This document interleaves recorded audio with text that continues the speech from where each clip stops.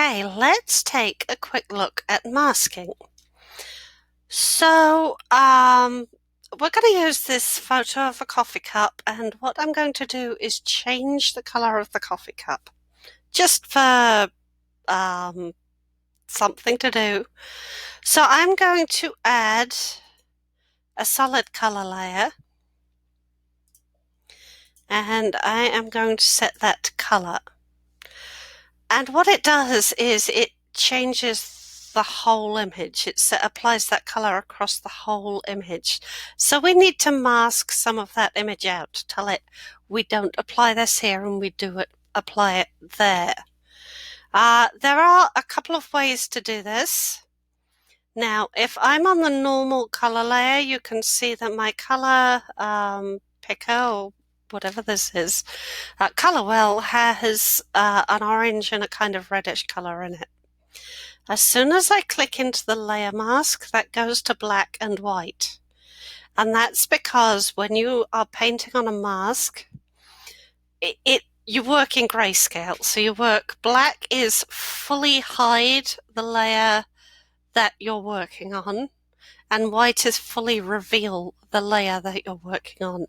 And you can also paint in grey, somewhere halfway between, and that will hide some of it, but not all of it. It changes the opacity of the layer, essentially.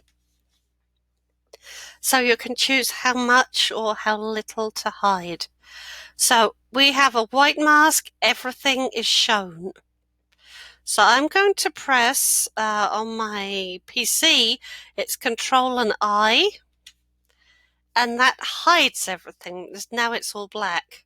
So if I want to bring that color back, I make sure my brush is set on white, and I'm going to resize it a little bit just to, okay, my brush size is not working. Let me do it the old-fashioned way, which apparently is press the wrong button.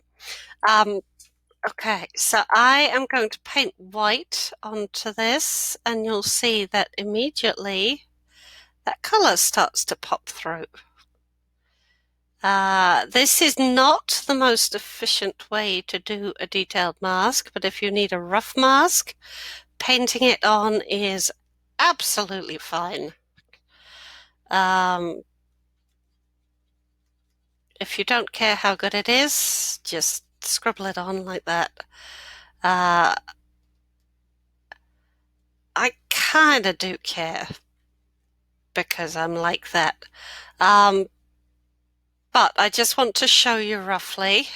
So everything is now orange, but we've gone over. So all I'm going to do is switch the brush back to black, and I can paint that orange out because I'm just saying mask that bit of the layer. I don't want to see that bit of this layer on my final image.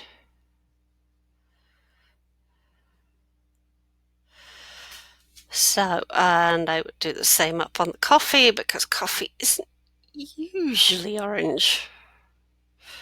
Not good coffee, anyway. Oops. So when you're here, you can also use the X key on your keyboard to switch these colors over. So I want white, I want to paint that back in a little bit, and then I'll use the X on my keyboard to switch back. Then use the white to switch it in and the X to switch back, and I'm doing a very bad job of this, but it's for demonstration purposes only, so you're not going to get too worried about this. Okay, so we've got actually not too bad a mask. I am using my tablet and a pen to do this. You could not easily do it like this with a mouse, just because it's just really difficult to get that motor control, and I'm pretty good with a mouse. I edited with a mouse for a very long time, and I still wouldn't do this with a mouse. So we're 99% of the way there. I'm not going to worry about the other 2% too much because this is for demonstration purposes. So if I zoom out really far, you won't be able to tell. There we go. So using a mask, we have white paint where the color shows through and black paint where it's hidden. And if I turn that layer off, you can see what a difference that makes. So I hope that helps. That's a very basic introduction to masking. In the next video, I'm going to talk about selecting the background, which was another topic that was requested, and that is a quicker way to create this mask as well. So we'll come back, keep watching for the next video to find an easier way to do this.